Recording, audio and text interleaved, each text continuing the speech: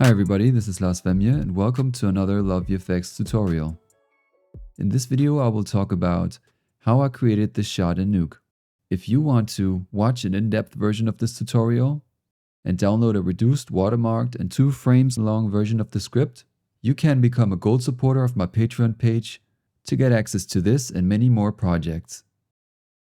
I started to work on this shot as a 3D environment foundation for my next short film, which I bet is still a few years away, but that is a different story. I just love to work on my own projects and try to learn as much as I can along the way. Enjoying the process of working on animation and VFX projects is why I love being a VFX artist. Alright, so let's take a quick look at the script. My scripts always start with a footage backdrop, where I like to put all of my assets except for my pre-renders. Here we have the 3D renders from Houdini, which I rendered with V-Ray. Then we have the sky texture, the camera, some geometry, some 3D textures, and an external grain texture. In the next backdrop we have the sky, and there's nothing fancy here, just a texture on a sphere. Then we have the main 3D render backdrop, where I go from the combined rendered outputs to this modified version, as you can see here. But I'll talk about this backdrop in a moment. Next up we have some dirt that is coming from the ball that is rolling over the forest ground. In this backdrop I modified the raw render just a bit to make the dirt look a bit more broken up. In the following backdrop I created some depth haze in the background.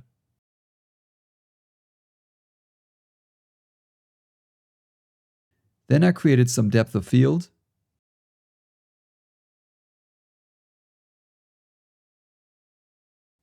and added a bit of grass back to this area, because the ZD focus node cut the grass away, which I did not like, so I just fixed it with this setup. After the depth of field backdrop, I created some God rays for the environment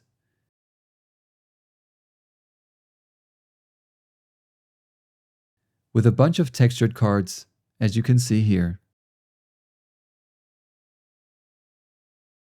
Then I created some God rays for the gem in a very simple way with a color-corrected, masked, and animated God rays node.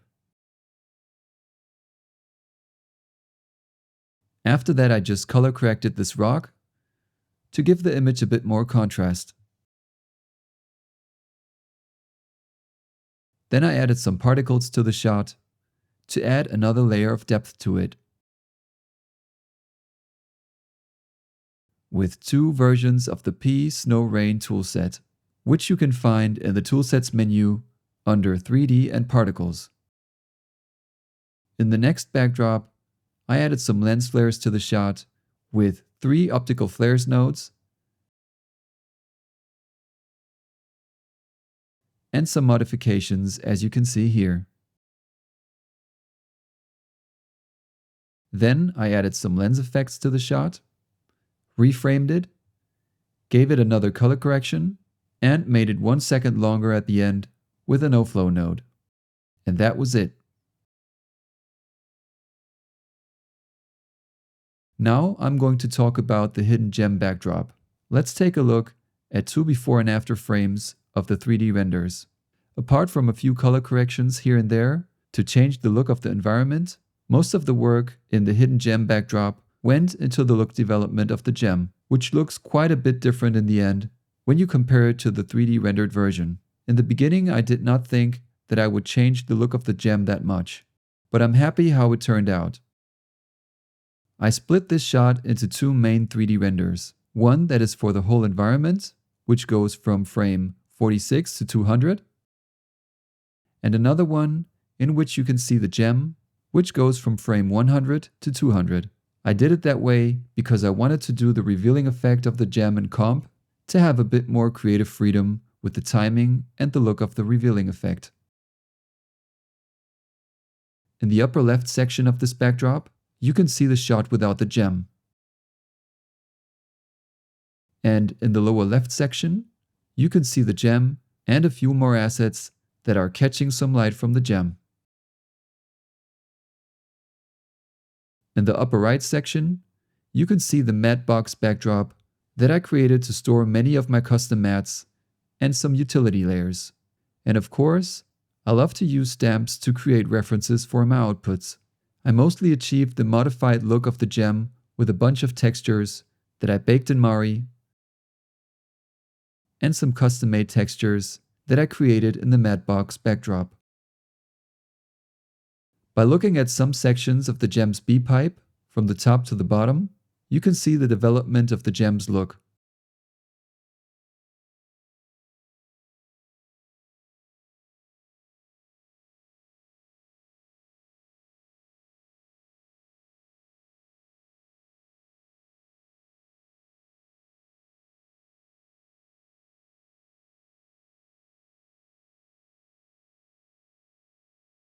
To make the look of the gem a bit more interesting, I added an animated noise texture to it, as you can see here.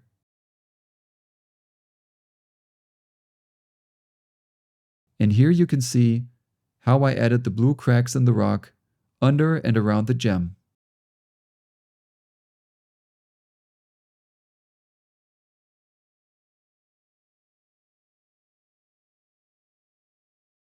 For the creation of the effect that reveals the gem, I mostly used hand-animated and luminance-based masks, color correct nodes, and an exponential glow.